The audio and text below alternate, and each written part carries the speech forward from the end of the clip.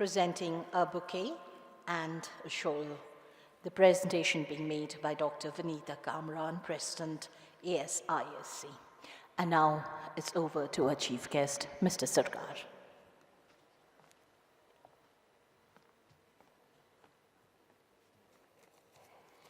Good morning, friends.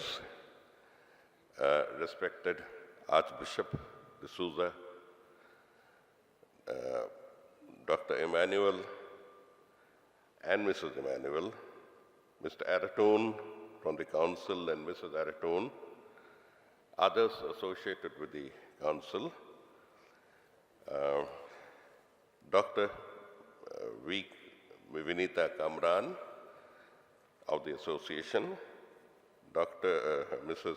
Kachawa, Mr. Vincent, Sujoy, Nabarun, and of course, my friend, Mr. Ramchandra Guha. I'm totally impressed by the arrangements made. And every time something is held in Calcutta, there is a streak of parochialism that pervades and gets us to worry about whether one will be able to put up the best foot forward. This hall is very impressive, and I'm sure the participants would be enjoying their stay. Unlike Ram, my family doesn't come from academics. We have had academics, about 30% of them, and I had the same problem of choosing to come in for the humanities or social sciences, despite tremendous pressure to take up science for no fault of mine. My wife claims, and there is empirical proof, she was with me in college, that she is a better student. And we made a race for the postgraduate exam, except that I was called to the IAS and I dropped out. She stood first. Now, that is one point of contention that continues in the House as to what would have happened if I had stayed back. What is relevant to you is that since she had to take a choice about whether to go in for college, teaching in college, completing her doctorate, or to go around as what she calls the cultural baggage of a bureaucrat. She chose to come with me and became a school teacher. So for the last 40 years, I've been inflicted upon with all the stories and all the problems of school teachers. She wanted to come but couldn't make it. I would first take this opportunity to convey my personal gratitude to the ISC for having brought up students like us. We are all products of a very liberal school of education, and we are proud of it. There are competing boards, there are parochial instincts, but the ISC has within itself a core competence, a core system of values that really cannot stand to comparison. We have the upbringing that I had to go through at St. Xavier's, Calcutta, was a great emphasis on sports, sportsmanship, and values. That is what I am going to carry through in my life. All my life I carry through. Academics, teaching come and go, interests vary. There is very little relevance between what you are taught and what you actually perform. But what you cannot forget are the intrinsic values. I found a bag of wallet and on the playing field, and while one of my more enterprising friends said, "Usko maar do," we decided to take it to the Father Prefect and let him take a call. You see, values don't consist of high-flowing structures, high-flowing lectures. Structured classes in moral sciences They consist of small gestures that come to you automatically. I'm sure that the Council, the Indian School Certificate, and the colleges and the schools thereof are still emphasizing on value education. I remember as Culture Secretary, we had the occasion to celebrate the 150th birth anniversary of Swami Vivekananda. And during all those high-level discussions, what emanated, there were suggestions as ridiculous as making huge statues at public expense. They were nullified, hopefully, mercifully. And in place, a lot of money was given to certain institutions. It was called 100 crore funding for value education. So values is something that I would beseech upon you. I request teachers of the ICSE schools to distinguish themselves from the rest by imparting values. What will remain is values. When I talk of values, let me be a little more particular about on a little bit of academic work on what is actually happening in India. Hey, can somebody get me a glass of water? This awful cold. Now, last year, ladies and gentlemen, looks like this year. And this year looks like the year before that. To us, the only difference is who got married, who died in that year. And these remain the distinguishing marks. Well, let me explain to you where India actually went. In the year 2017, when all of us participated in so many events, so many things that we remember, India's wealth went up considerably. Our GDP went up, and GDP is a term that very few of us understand, except that it indicates that India must have produced a little more, India must have become a little more productive, a little more important. What it actually means is that 1% of India, just 1% of India's population, cornered 73% of the wealth that India produced in 2017. I'm repeating, 1% of India cornered 73% of the wealth that India produced in the year of our Lord 2017. 67 crores of Indians, which means half of India's population, gained nothing. Gained nothing. And in quantified terms, the gain made by this 1% comes to 2 lakh crores. 2 lakh crores. To put this amount into significance, 2 lakh crore is the total earning made by that huge army called income tax till a few years ago. All the inspectors and all the assistant commissioners on all of income tax, on all of income tax colonies, all over India put together earned about 3.5 lakh crores. 2 lakh crores is what was made by just 1%. This inequitable system cannot have taken place without the connivance of all of us, without the acquiescence by all of us, without us tolerating it. So somewhere down the line, we have all connived into a philosophy of let wealth accrue, let us grab what we can from the system. Values is not only one model of returning a wallet, values is also instilling that you have a duty beyond the acquisition of wealth at any cost. I had decided to speak on my favorite subject of pluralism or plurality, but Ram Guha has already spoken about it. But I hang my head in shame when I think of another incident of 2017 and 18. India has been the land to which everyone could come and seek refuge. This is one land from which we have no history of expulsion. Every nation proudly has certain histories where they have expelled peoples. Different nations carry with them tales that they were once a part of X part of the world, and finally famine or war drove them to another part of the world. Whoever came to India, whoever came to India never went back. So this has been the land of settlers. This is a land that has given refuge. When the Parsis came, they were given refuge.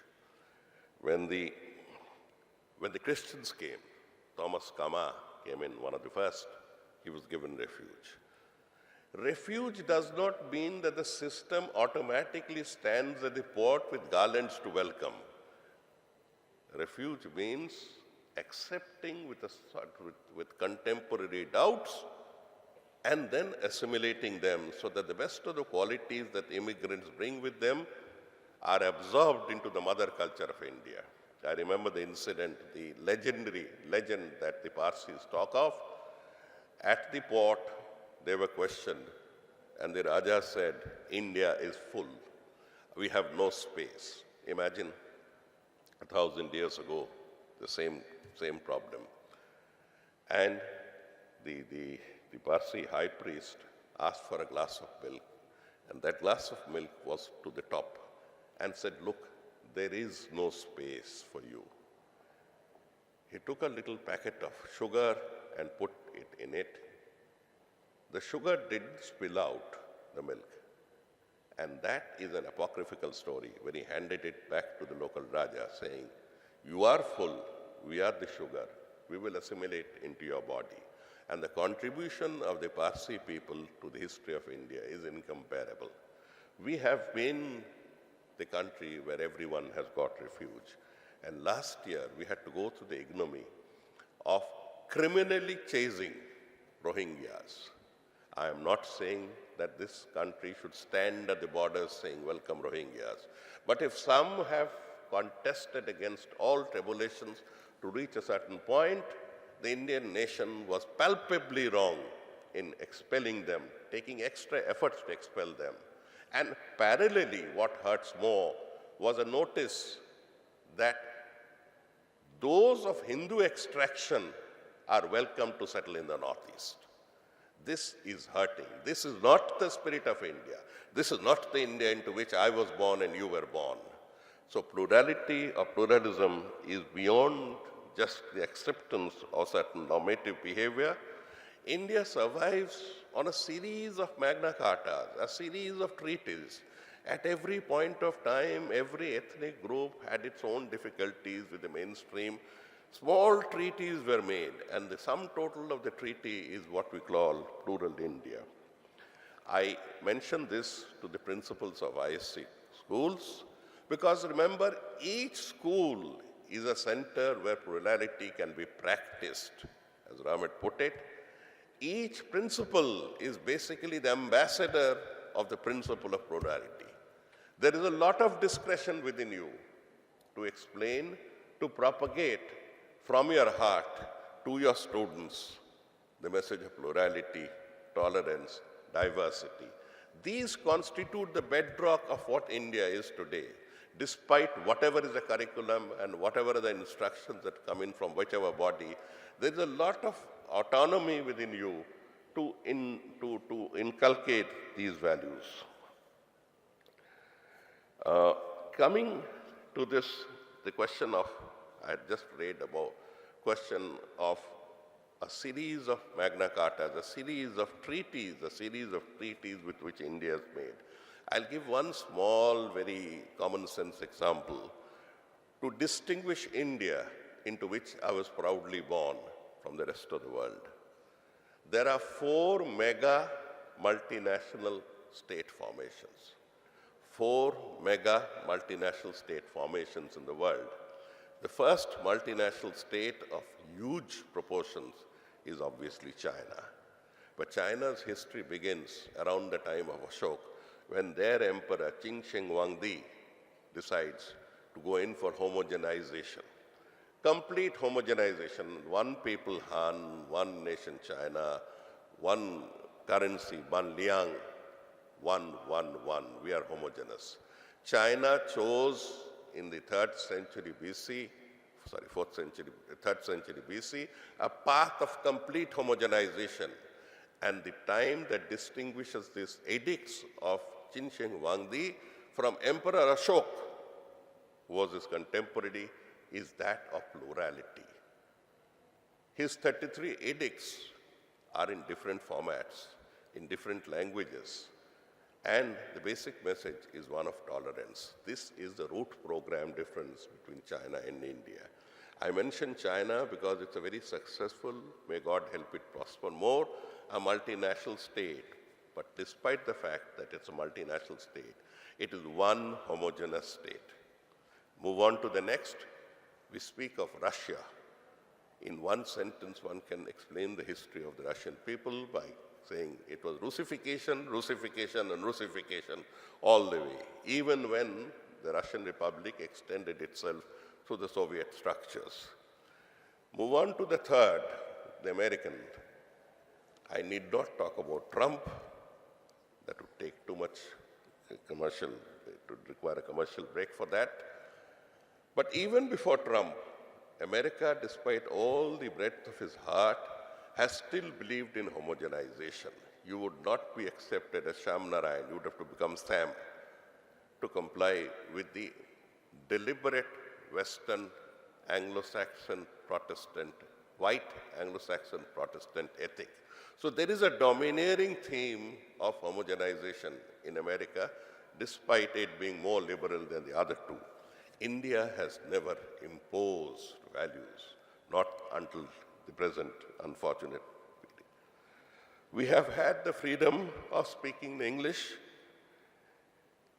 attending a Muslim function, seeing a Hindi film, and coming back home and having appam and avial, or roti and dal. We speak in a language at home, we speak in a language elsewhere, we practice, we take part in cultural festivities that are of a different consequence. And yet we do not find any contradiction in whatever we do. This seamless action of ours has been propelled by our plural existence. Today, ladies and gentlemen, I understand no politics. I've stayed out of it, and God to give me strength to remain out of it for the remaining years of my life. Hence, what I'm saying is not a political message. Today, India is passing through a crisis of unimagined proportions because people are trying to get into the root program that dominates India and change its very programming. The response to that is not of frustration, does not consist of journalistic pieces or political protests. It consists of a mission. And every teacher in an ASISC school, every principal can take upon himself or herself. Remember, the history of the freedom movement is not that of leaders only. Every leader has gone back to say that it was his class teacher who inspired him. From Subhash Bose down to everyone, that's a class teacher who instilled within him a fierce love for the Indian nation. So the task that you perform is not that of administration, is not that only of maintaining an equilibrium within the existence of the school.